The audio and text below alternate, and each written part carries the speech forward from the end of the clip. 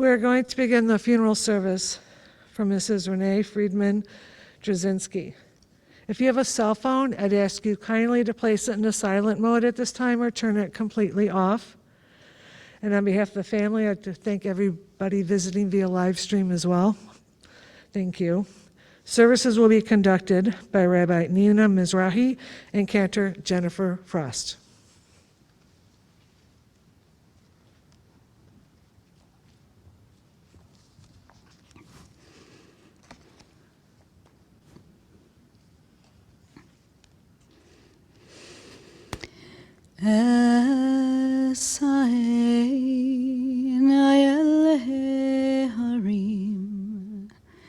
Me'ayin yavo Ezri me'im Adonai oseh shamayim va'aretz. Hine lo yanum v'lo yishan shomer Yisrael. Hine lo yanum v'lo yishan shomer Yisrael.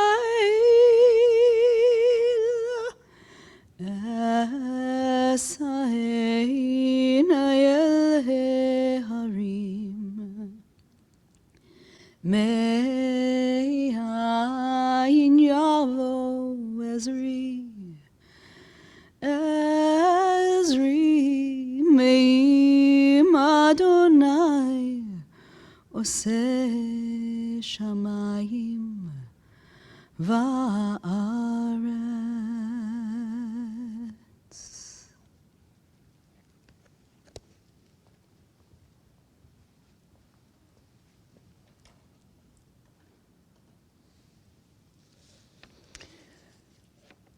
We are a community of grievers today, and we are here to remember someone who is very dear to us, Renee Friedman-Druzinsky. She is survived by her husband, Robert Druzinsky, and her children, Rachael and Milena, Leah and Charlie, and her grandchildren, Milena Stosic-Druzinsky and Harold Posner, her mother Beatrice Friedman, and her brother Ronald Friedman.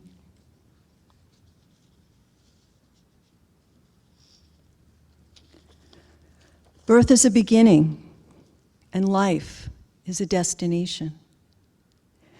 And life is a journey from childhood to maturity and youth to age, from innocence to awareness, and ignorance to knowing, from foolishness to discretion, and then perhaps to wisdom, from weakness to strength, or strength to weakness, and often back again. From health to sickness and back, we pray to health again. From offense to forgiveness, from loneliness to love, from joy to gratitude, from pain to compassion, and grief to understanding, from fear to faith, from defeat to defeat to defeat, until looking backward or ahead, we see that victory lies not in some high place along the way, but in having made the journey stage by stage, a sacred pilgrimage. Birth is a beginning, and death is a destination, and life is a journey, a sacred pilgrimage to life everlasting.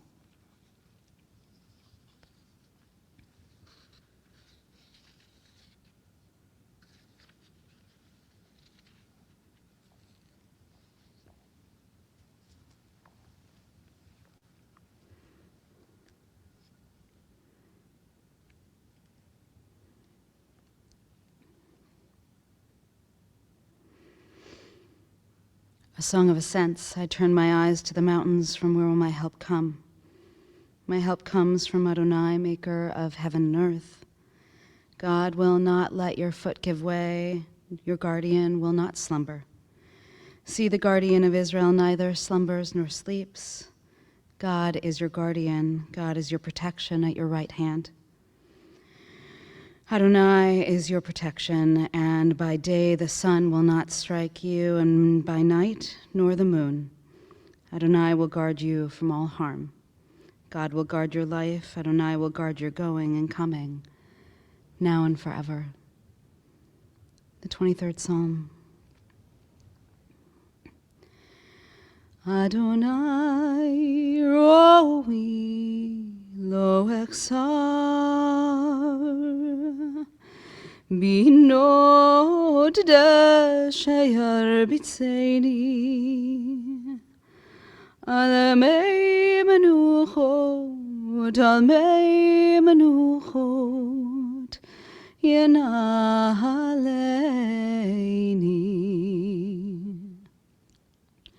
nafshi yeshovev yancheini v'magelei tzedek yancheini v'magelei tzedek leman shemo gam ki elech begeil tzalmavet lo irara ki ata imadi shivetecha umishanetecha heima yanachamuni ta'aroch lefanai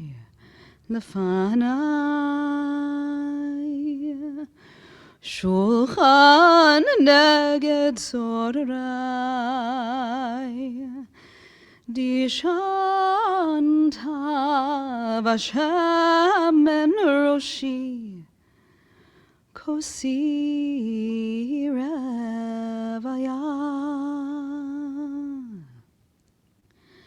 ach tov v'chesed yirdefuni kol yemei chayai kol yemei chayai v'shaveti beveit Adonai leorech yamim.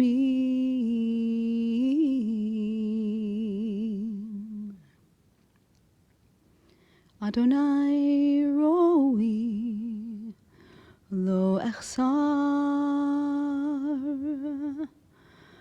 Adonai roi lo echsar.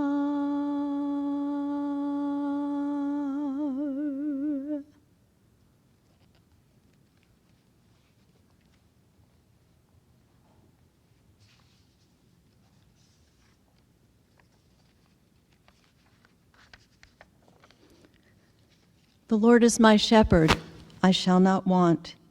He maketh me to lie down in green pastures. He leadeth me beside still waters. He restoreth my soul. He leadeth me in the paths of righteousness for his name's sake. Yea, though I walk through the valley of the shadow of death, I will fear no evil. Thou art with me, thy rod and thy staff comfort me. Thou preparest a table before me in the presence of mine enemies. Thou anointest my head with oil. Kosiravaya, my cup runneth over. Surely goodness and mercy shall follow me all the days of my life, and I will dwell in the house of Adonai forever.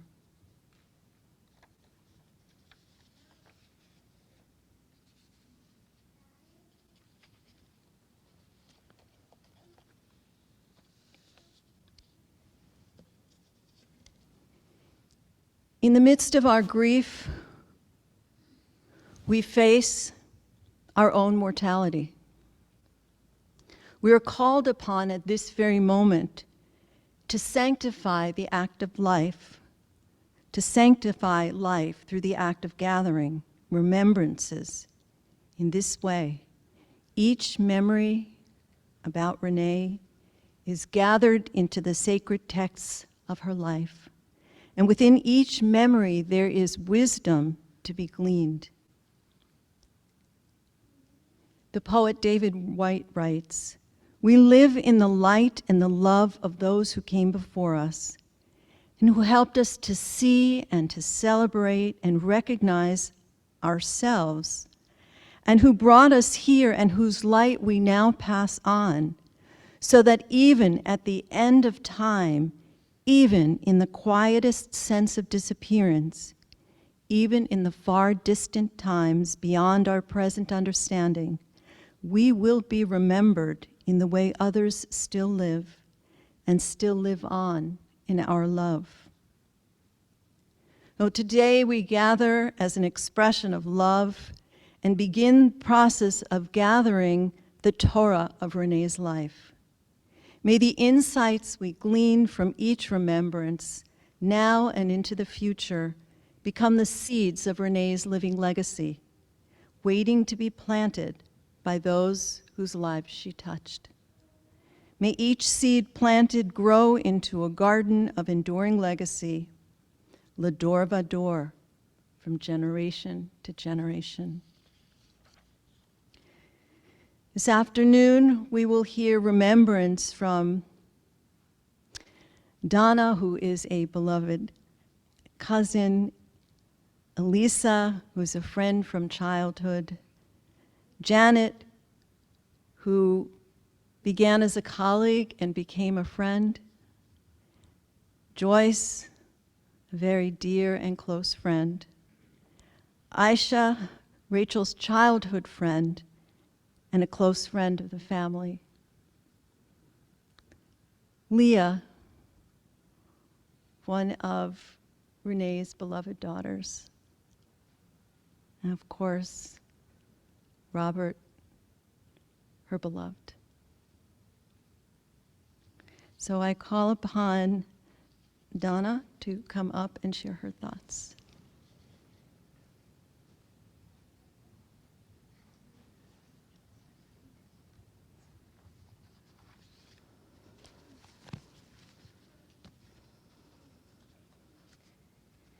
Many of you know Renee as a social justice warrior, a glass ceiling breaking attorney, or a mentor. And she was all of that and more. But to me, she was a first cousin who was really a sister. We grew up spending time at each other's houses and visiting our grandparents weekly for dinner. There we would spend time playing under the carved wood dining room table and vying for the opportunity to drink the foam off of our grandfather's beer. I think that's what fostered her lifelong appreciation for good food and wine. We both took ballet lessons and created our own Swan Lake choreography in our basement. Dressing up in our mom's old prom dresses was a favorite pastime. We'd put them on and walk around the neighborhood pretending to speak French, the language of ballet, of course. Another activity we loved was playing with our Barbie dolls. In the last month, we reminisced about the beautiful Barbie weddings we designed with Kleenex dresses and ribbon belts, and then we'd use her dad's Polaroid to take wedding photos. You might be surprised to know that creating Barbie weddings influenced Renee's career choice. Not the attorney career, but her first career choice, which was wedding planner. She might have become a wedding planner if not for all the TV shows with high-powered female attorneys defending unjustly charged criminals. Being 18 months older than me, Renee was someone that I always looked up to and learned from. She taught me many lessons, including never date a litigator. All they want to do is argue. And don't assume you understand anything written by a lawyer, even if you think you know all of the words in the document. And of course, all babies are cute. But the most important advice Renee ever gave me was when I was diagnosed with cancer. She told me not to look at the big picture because it's overwhelming.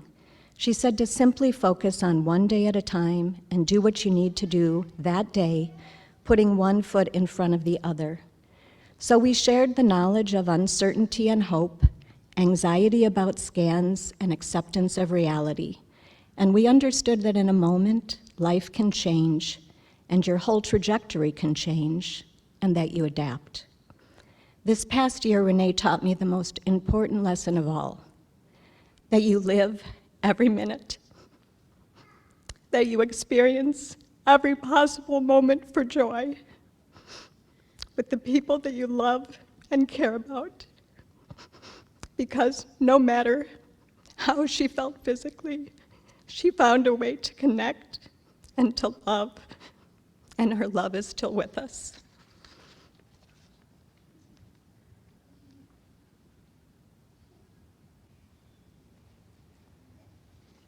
I invite Elisa to come up and share.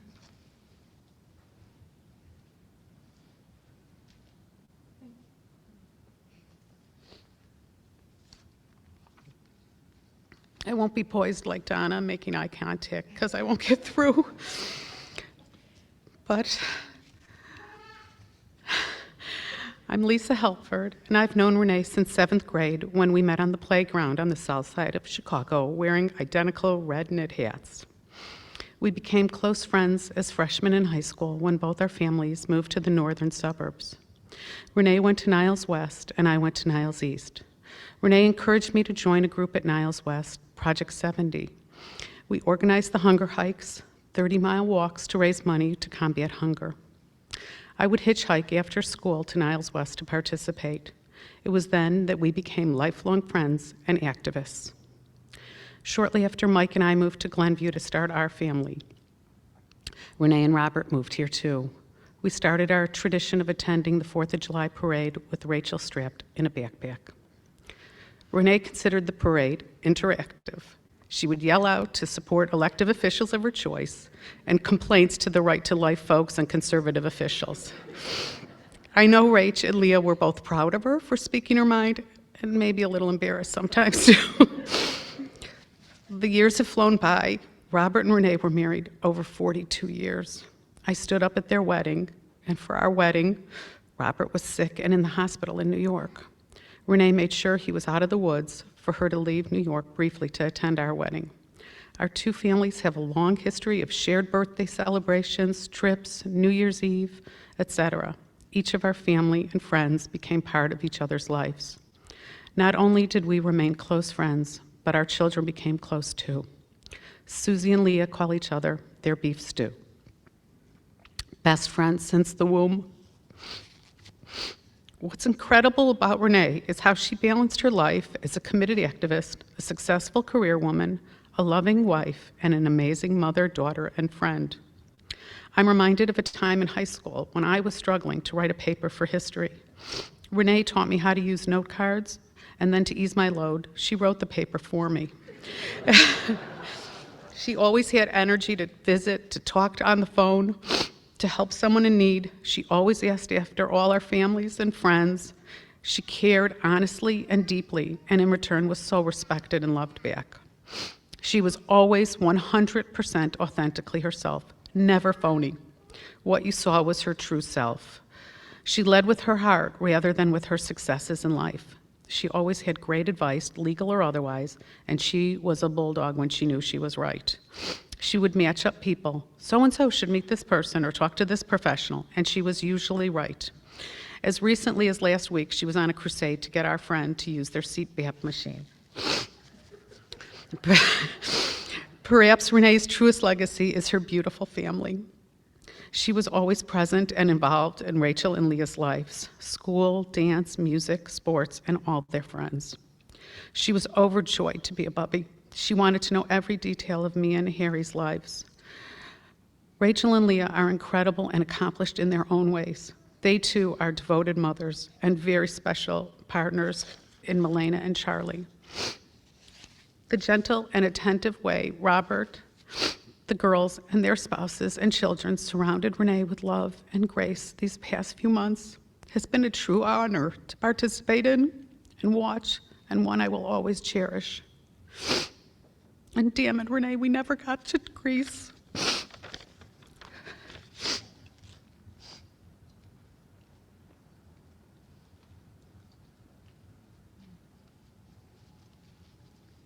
We invite Janet up.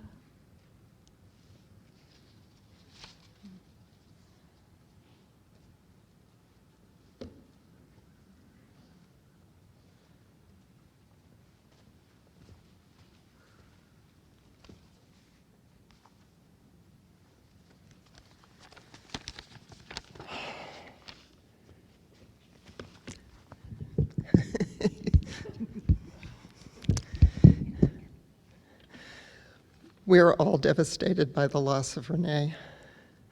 Many of you know Renee from her social justice activities and her devotion and her involvement with her family and friends. I'm very lucky to say that we were friends and colleagues since 1982, and for more than 10, maybe 15 years, a fellow yoga participant. You've heard so much already about Renee's commitment to social justice. And honestly, that's how she ended up in public finance law, which is the specialty that she and I and a number of people here practice in. She was smart. She was a law review editor from a top-tier school, and she had a lot of choices where she could go with her career.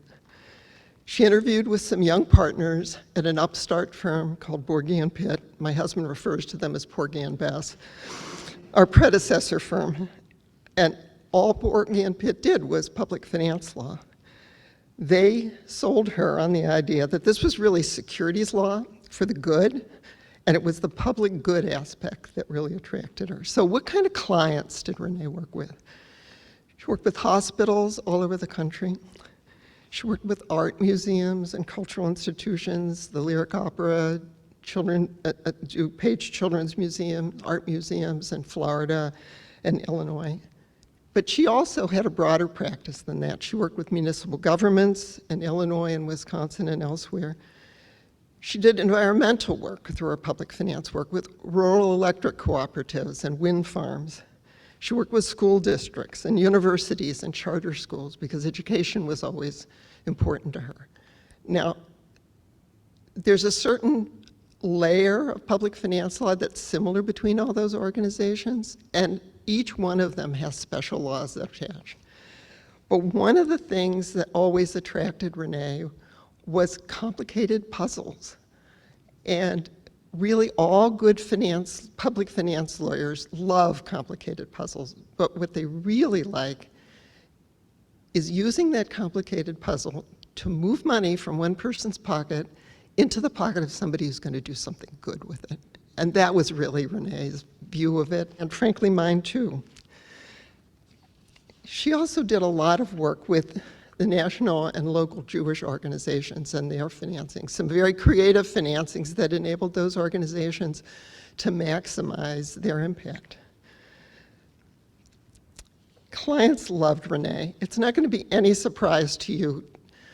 She had a marvelous ability to listen to their concerns, winnow through the morass of legal and regulatory requirements to achieve their goals, and make sure they understood what responsibilities they were taking on. This is complicated stuff, and you're not one and done. You have responsibilities, and you have to figure those out.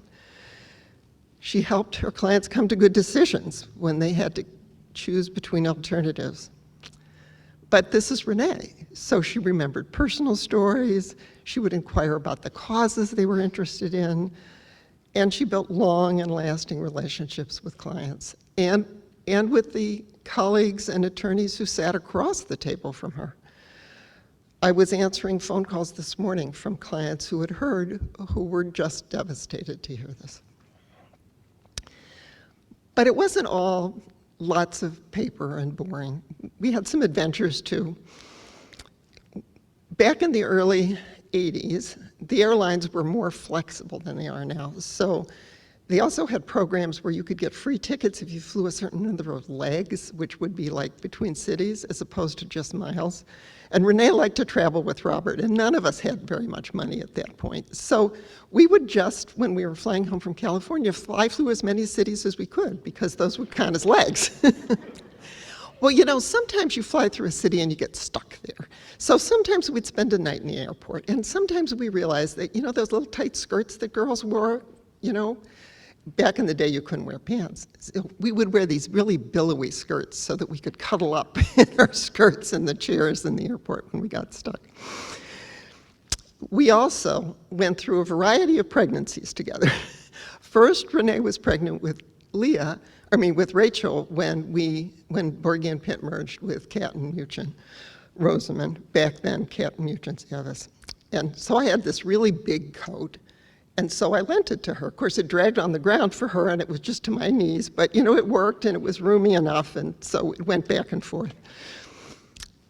I don't know if it was just the coat or whatever, but Michael Zavis, who was one of the name partners then, was very confused, and he kept saying to people, "What's with that pregnant one down in public finance? She keeps having babies. What's her name? Janet Friedman? Renee Hoffman? I can't figure this out. How many children does she have?" And then we would exchange baby clothes. So I would come in, because I had twins, I would come in with these sacks, you know, in the elevator, and of course, who would I run to but Zavis? And he said, "What's that?" I said, "Baby clothes. We have a baby clothes exchange in public finance." And he looked at me and said, "Don't we pay you enough?" I said, "Actually, you could pay us more. That would be fine." He got off the elevator in a huff. But I don't know if it made any difference, but you know, what the heck, right?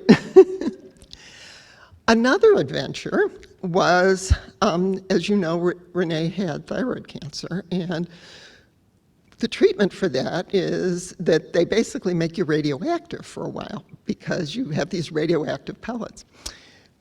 We had just done a big financing for the Lyric Opera, which enabled the Lyric to buy the portion of the building that it was in and do major, major renovations, which are still standing today. I got invited to the Lyric annual meeting, which is really kind of a black tie event in a fancy hotel with lots of flowers and a fancy dinner and opera singers to entertain you, and then they take a vote and elect boards of directors. And I was very excited, and I called my husband and said, "Hey, we're going." And he said, "What do I wear?" Because he's a professor like Robert and doesn't own a suit. He owns a tuxedo, and he owns a lot of sports jackets, but he didn't own a suit. So I talked to Rich Stosic, the CFO, and he said, "Well, we'll outfit him out of wardrobe." They wore suits for Tannhauser. So I told Brian this, and before I could explain about the suits, he said, "Oh, I've always wanted to be Baron Scarpia." And I was convinced that he was going to walk into this dinner where Alan Muchin, like Katten, Muchin, Rosenman, was the board chair, and he was going to be in a cape with Baron Scarpia and have a fine time. The NIH called him for a site visit, and Renee got to come with me. And then I had to call the CFO and say, "Could you please not seat us near anybody pregnant, because Renee is still a little radioactive." The other thing Renee and I had in common is scientist husbands and weird pets. Not too many families have rats for pets, but we both had rats for pets. The other thing is that before they went to New York, they had this massive German Shepherd named Bear, weighed over 100 pounds. Just a delightful dog. And my daughter, Abby, who was a little skinny thing, about 10 years old at the time, was desperate for a dog. And I thought, "This is great, a 2-year dog, just what I need." So they brought the dog over, and the dog, of course, tried to eat our cat and ran after the cat. And Abby's like holding onto the dog, and the dog is literally dragging her in the yard. And we had to give the dog back. And I think Dorothy and Eddie took the dog, right? Is that right? So, and Renee and I would regularly walk into each other's office and with the latest, "Can you believe my absent-minded husband did this" story? I cannot tell you how many of those we have, but we're not going to tell those today. Maybe at Robert's funeral or Brian's funeral, but we're not going to tell them today. And of course, years and years of what I call Crips yoga, which is marvelous Lisa, who is our yoga instructor, would modify yoga in the Druzinsky basement for people with various orthopedic issues, which certainly I have, and Renee would have periodically. So I can't tell you how much I'll miss all of that. There's just nobody quite like Renee. But she's very contributory. She was a longtime board member and pro bono counsel of EverThrive, which supports child and maternal health in Illinois. She was a force for advancement for women in our firm and in the entire municipal finance community.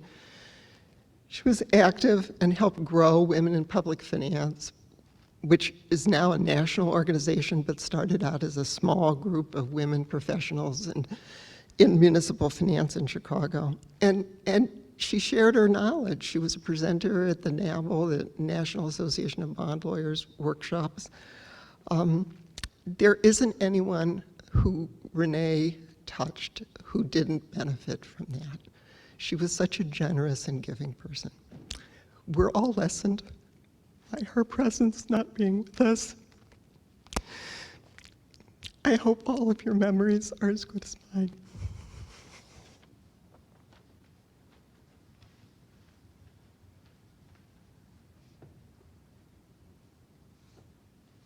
We invite Joyce to come up.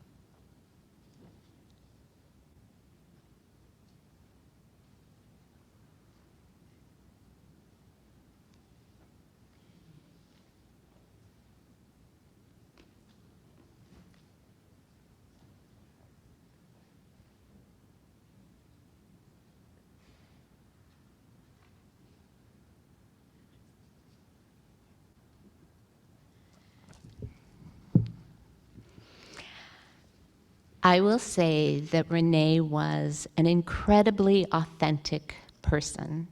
This is not written down in my comments, but she was who she was fully and authentically.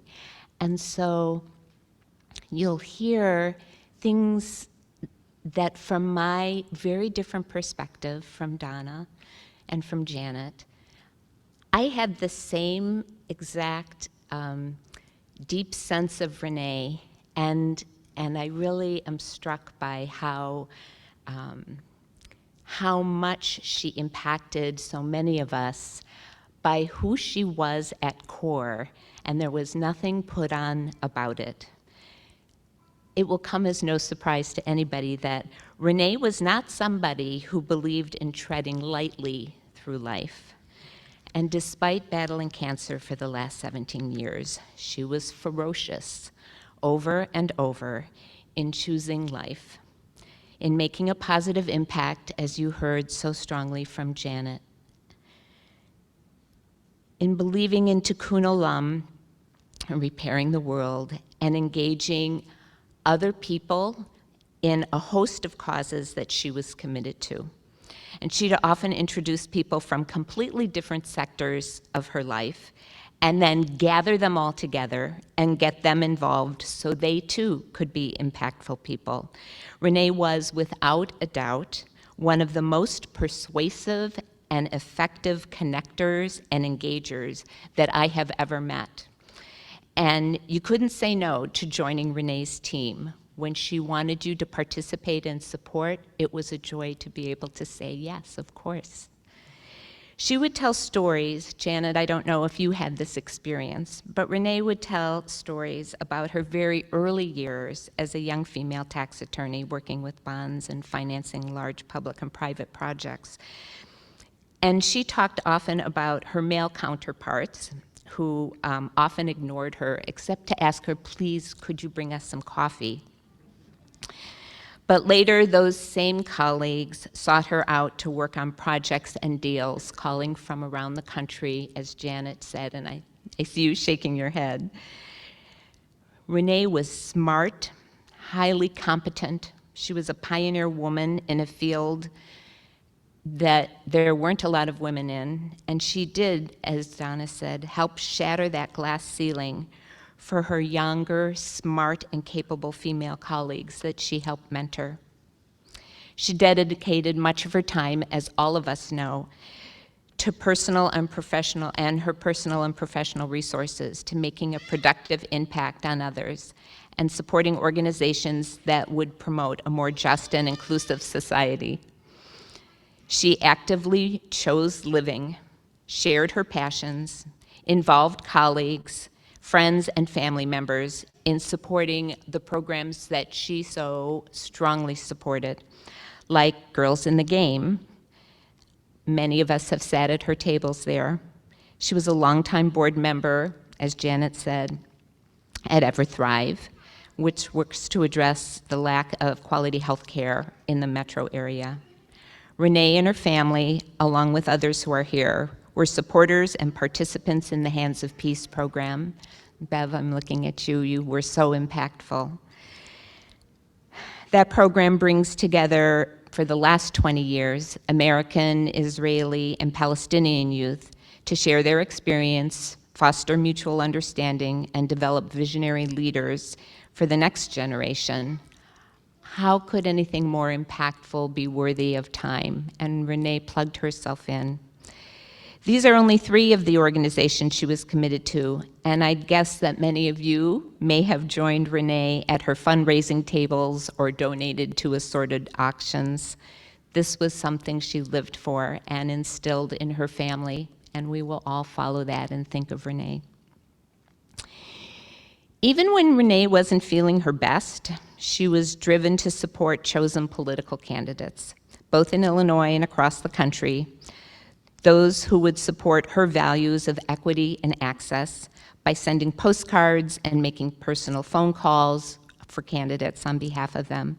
She particularly made calls on behalf of the Southern Poverty Law Center, which you'll see is one of the organizations that the family has designated for those who wish to make a contribution and celebrate her. She was committed to doing whatever she could to engage and actively bring in others to create a progressive electorate and a promising future for our children and our grandchildren. And you've heard that's a reoccurring theme for those of us who are remembering her. For Renee, choosing life also meant fully enjoying other life experiences with family and friends. Food, friends, and gatherings were at the top of their list, but there were also many weekends away.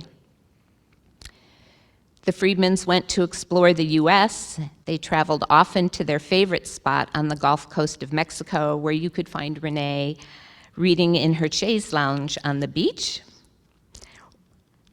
or swimming in the pool. The family traveled to Costa Rica, the Galapagos Islands. I think their most meaningful trip that we heard the most stories about was to Israel, with their honorary daughters, Aisha and Hina, where they fully experienced the cultural and religious complexities of the country and came to appreciate the diversity. All of their family travels provided great pictures, memories, and stories that we've shared, and they look forward to sharing with family and friends. It had a big impact. In 2012, the term boat people was inaugurated when a group of us piloted a cramped but charming houseboat along the Canal du Midi in southern France. It was really a dream trip that we all planned. The trip included small, picturesque villages, just like a poster, wines, shared adventures. One of my favorite mental images, Renee at that time was also not always well. And one of my favorite mental images is a turbaned Renee, all bundled up in a comforter and sleeping on the bow of the boat. She was, without a doubt, our mascot. And despite her treatments and sometimes limited energy, nothing would stop her as we explored medieval villages, churches, not too many synagogues, outdoor markets, the Dordogne River Valley, and prehistoric caves, which Robert, fortunately, was very knowledgeable about. I remember that while others would forge ahead, because there was so much to see and do, Renee and I sometimes lingered. We'd get a coffee on the town's central plaza, or we'd wander around town together, talking and exploring, and admittedly occasionally getting lost, which was not a surprise. But just soaking things in and appreciating the ability to be together and to be sharing those experiences. In spite of reoccurring cancer, we had 2 more trips to Europe with various friends. One was spent exploring Spain, Portugal, and the Douro River Valley. Needless to say, it was very magical and included drinking lots of port. We went to Belgium on a second cramped houseboat, which was equally wonderful, followed by traveling to fulfill one of Renee's childhood dreams, which was seeing Mont Saint-Michel. We got to see it all together, first lit up on a dark evening. It was breathtaking. It was absolutely breathtaking. And it was a very moving memory for each of us, and especially meaningful to have shared that with Renee, who always dreamed of going there. We also had a chance to travel to Normandy to honor the 75th anniversary of D-Day, where Renee proudly recalled her father's service in World War II, and had a chance to talk about her father and her parents and his service. On these trips, Renee once again fully threw herself into exploring, learning about the history of the area, and fully soaking up the experience, regardless of how she was feeling. She was dedicated to living and to experiencing all she could and to sharing that with others. Throughout all of our shared time together, I have been so inspired by Renee. With her never-ending commitment to fully being a deeply caring wife and mother, daughter, friend, colleague, and the best bubby she could, I have valued her intellect, her sincere friendship, her commitments to those that she cherishes, and her commitment to making the world a better place, which we all can do in her memory. Renee and her much beloved Robert raised 2 amazing women who have chosen amazing partners. And now they're going to raise their wonderful children with the same strong values that their bubby held of social justice, family love, giving to others. And I'm going to be really proud to be part of that and hopefully share some of those experiences, just as you all will. It's going to be hard to imagine being without her.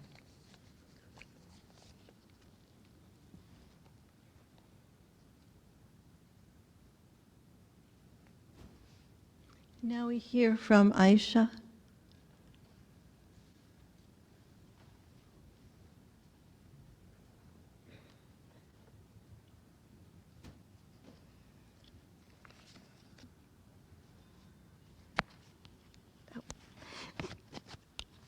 Stuck. Okay. Should have just not done that.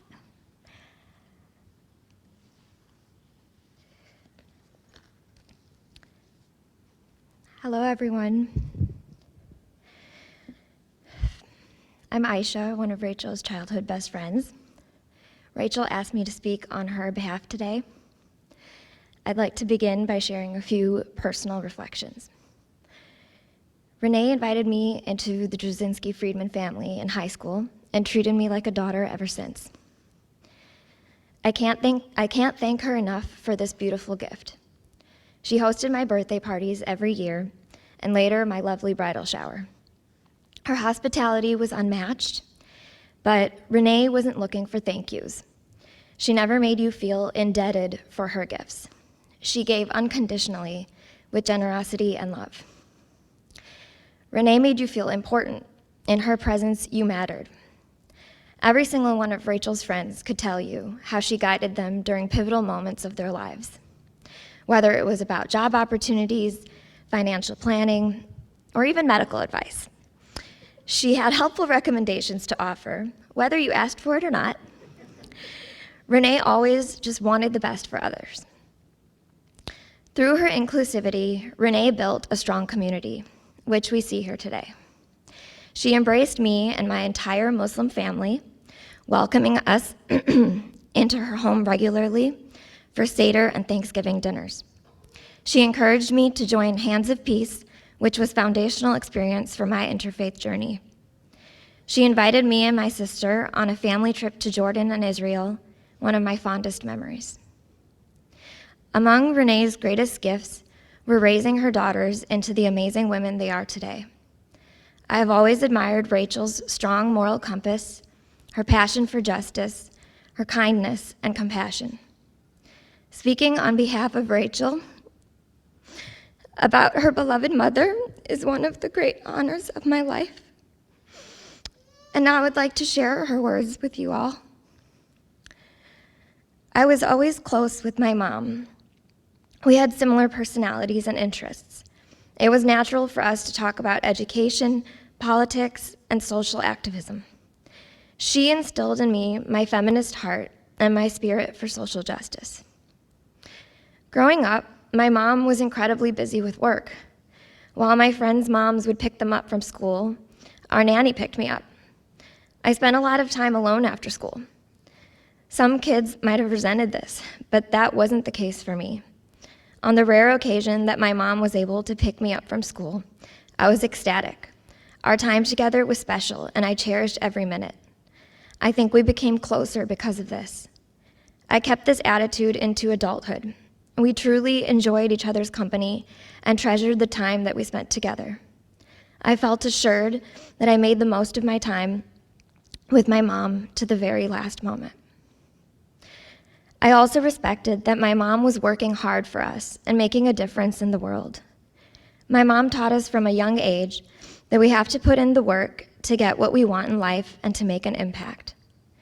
Growing up with privilege meant we were expected to work extra hard to help others, those less fortunate, those different from us. I especially value all the rallies, protests, and volunteer work that we did together, and will carry her with me as I continue to advocate for social justice. My mom was a fierce listener. My friends spent hours having conversations with her at our house. No matter how well she knew them, they got her advice. Some of my favorite memories are just hanging out in the kitchen with her and my friends. I felt proud that she was my mom and that my friends could benefit from being around her. My mom built an incredible friend community, which I strive to emulate in my own life. How lucky we are to have grown up with those who I truly think of as additional parents. And it's all because of her ability to connect people from all walks of life. Renee was and always will be the heart of the Druzinsky-Friedman family. Her legacy lives on through them and through the positivity, inclusivity, generosity, and love that she shared with this community, that we will continue to share with each other.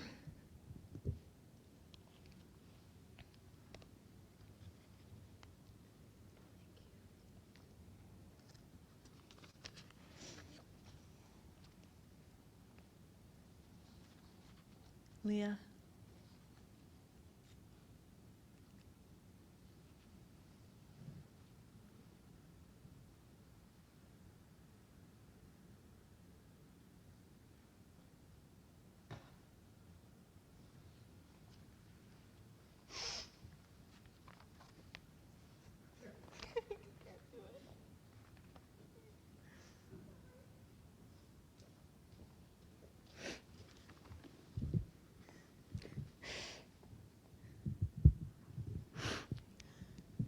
I'm Susie, Leah's friend, and she asked me to speak for her if she couldn't. And oh, my mask. So here's what Leah wrote. My husband, Charlie, tragically lost his father almost 12 years ago, just a year into our relationship. Since then, I have watched him and learned some things about what it means to grieve for a parent. As my mother's illness progressed, I began to think and worry about the aspects that have been the hardest for Charlie, as they would soon relate to my own impending experience with losing a loved and devoted parent. What I feared the most is the time that will go by, the physical aspects of her and my relationship to her that will fade, The touch of her hands, the sound of her voice, the warmth of her hug, my head on her chest. My heart aches for all of the things that will come that she will miss.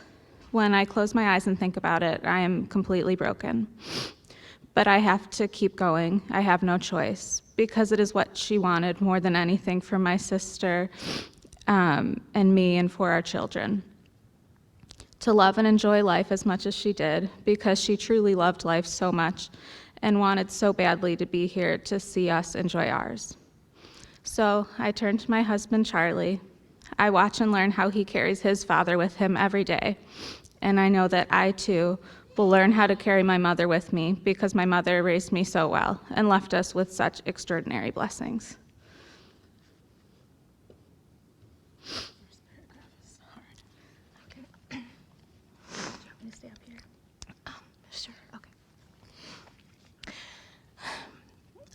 I will carry her. I will carry her in myself. When I look at myself in the mirror, I see her.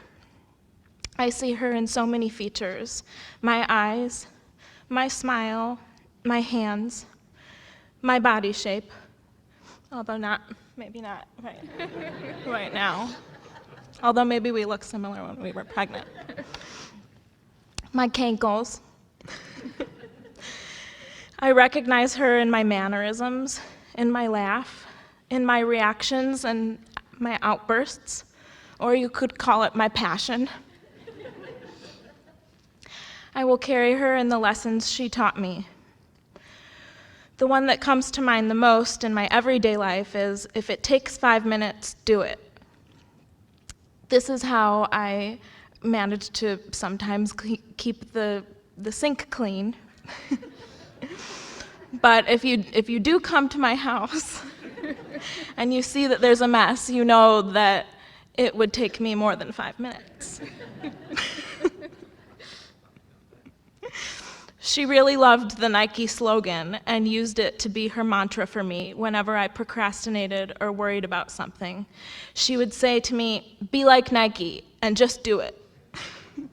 She even gave me a random old Nike t-shirt of hers, and when I had a big project due or a test to study for, I used to put it on, sit down, take a deep breath, think about my mom, say to myself, "Just do it," and get to work. Her most valuable lesson, and in writing this, I imagined it would come up in many other speeches today, and it did.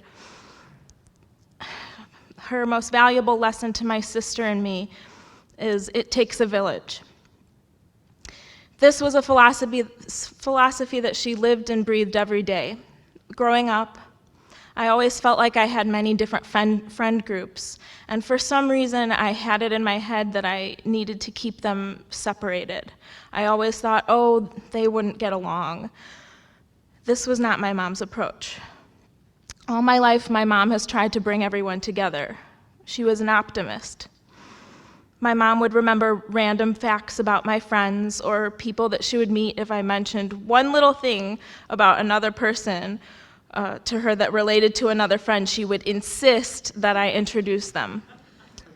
Where I'd have anxiety about what people would think about each other, or worse, me, she would have excitement for an opportunity to connect people. And that's just how she was. That's the way she saw the world. We should all help each other.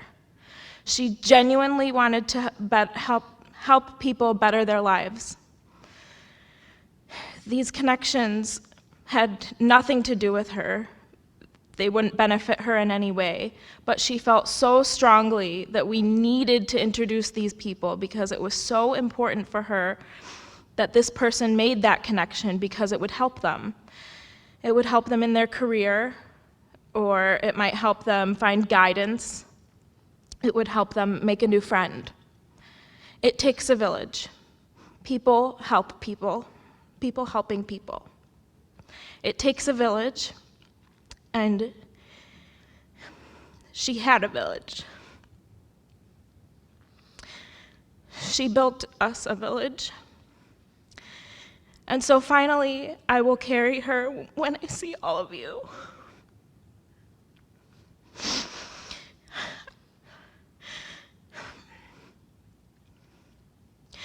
I'll carry her with me and the people who she brought into my life and all of the memories she shared with you all.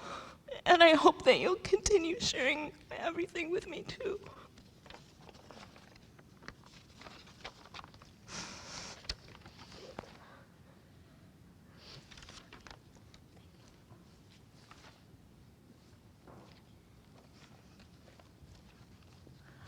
I know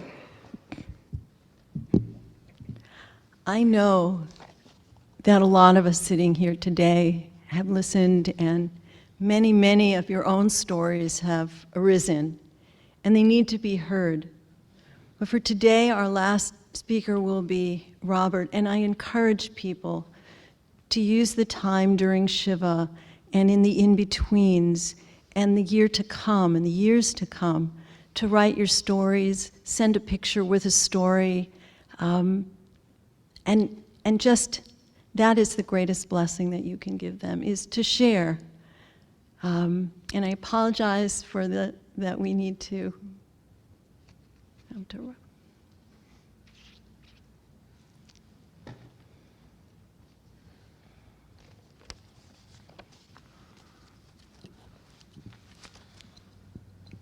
Thanks. Thank you. Thank you all for coming. I know Renee would be sad that she missed us seeing everyone. I don't believe in love at first sight. Lust, of course, but not love. And I don't believe in meant to be because I don't believe in fate. But I do believe that some people just fit together. And Renee and I fit together well for over 40 years. We took enormous pleasure in raising two fantastic daughters. And we watched them grow up, find partners, start careers, and have their own children. For Renee, the saddest consequences of her death are that she would not get to see Leah's second child or any grandchild after Mia and Harry, and that she would not get to watch her grandchildren grow.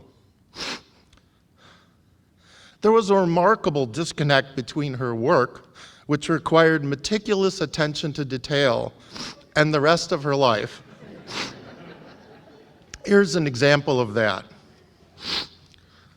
Renee and I visited New York a long, long time ago, and we had dinner somewhere in lower Manhattan. And we were walking back to the subway or our hotel, and we walked down this very narrow street, a very dark street, a street out of a Raymond Chandler novel. And there was one light in front of a building, and under that light, there was police tape. And in the middle of the police tape, there was a body outlined in chalk. And I saw that, and I grabbed Renee's arm, and I walked to the curb to get around the police tape. And I kept walking faster and faster, and we got to the street where there was light and activity and cars going by. And Renee said, "Why did you do that? Why are you pulling me?" And I said, "Renee, didn't you see the body?" And she had not seen the body. Renee never complained. She never said that life is not fair. She just wanted to do good and have fun. And if fun meant putting on a leotard and going to a ballet class with her young daughter, then so be it. Rachael and Leah took many classes at the local YMCA when they were young. Many of these were dance classes. When Rachael was in 3rd grade, she and Renee signed up for a mother-daughter ballet class.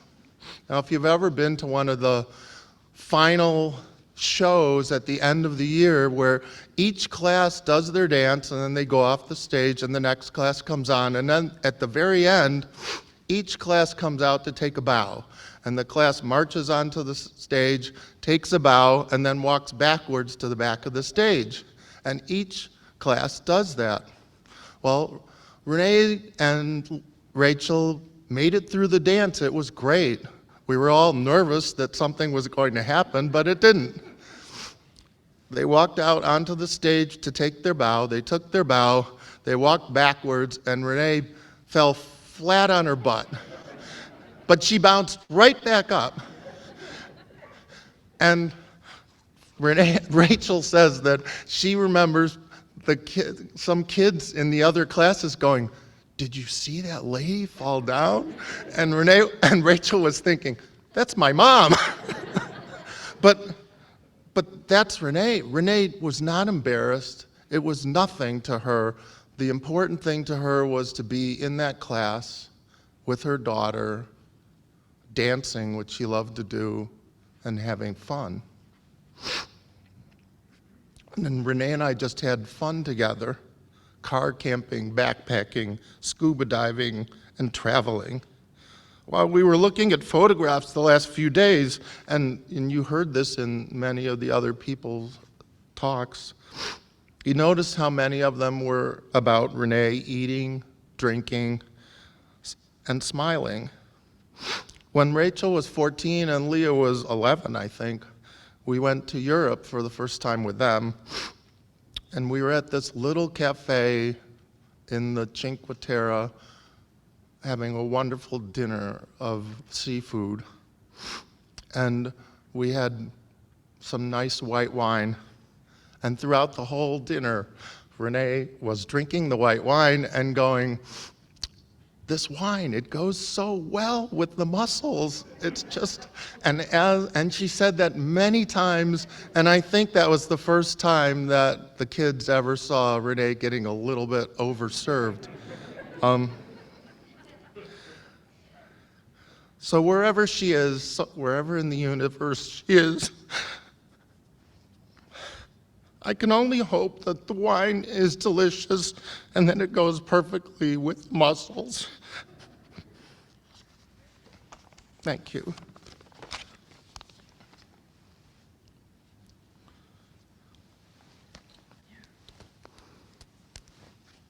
Thanks. It's okay.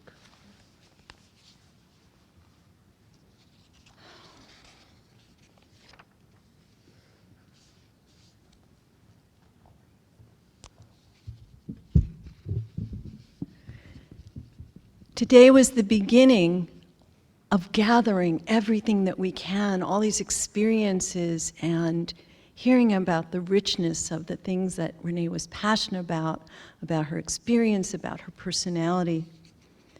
And we have a lot to remember. We also have another task for ourselves.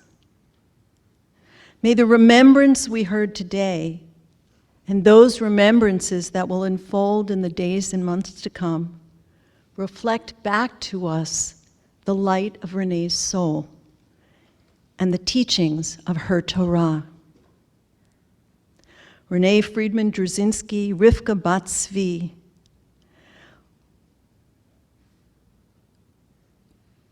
will be remembered as a blessing. May we open our hearts to receive the blessings she gave us in life and those we have yet to receive as her living legacy. And may we honor the memory, her memory, by carrying these blessings forward. Rabbi Naomi Levy writes, "Death cannot sever our connection to those we have lost. The soul is eternal and can never be extinguished. And the bonds of love and friendship are stronger than death. The lessons that our loved ones taught us, their goodness, their deeds, their wisdom, will remain with us always, a permanent imprint upon our souls that can never be erased. They continue to guide us wherever we go."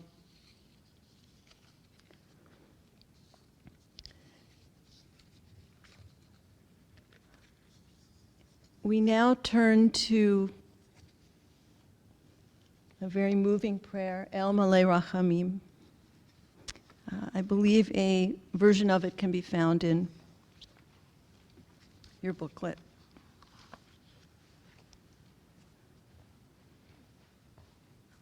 I invite you all to please rise.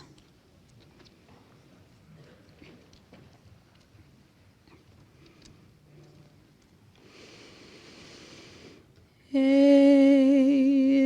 Malei Rachamim Shochen Bamaromim המשי מנוחה נכונה, תחת כנפי השכינה. עם קדושים וטהורים, כזוהר הרקיע מזהירים. את נשמת רבקה בת צבי ובאשה חיה, שלחה לעולמה. בעל הרחמים, יסיריה בסתר כנפיו, לעולמים בצרור החיים. את נשמתה,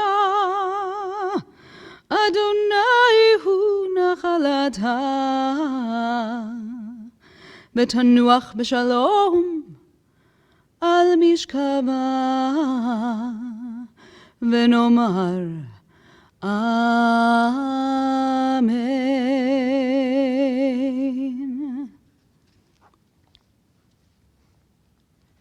May the source of life, the fountain of all being, open our hearts with compassion and our eyes to wisdom, that we might glimpse in perfect peace and sadness the way of all things. May Renee's memory be for us as a blessing, and may we never let the light of her love grow dim in our hearts. May we remember her worthy and righteous deeds, that her memory will be forever bound up in the bond of life. The source of infinite mystery is our source and our destination, our beginning and our end. May Renee's death awaken us to this truth, that the bond of love that we shared and share will not be severed in sorrow.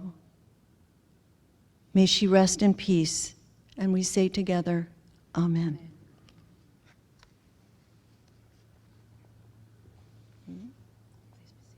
Please be seated.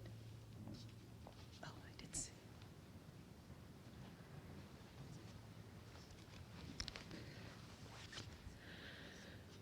This does conclude the service here in the sanctuary.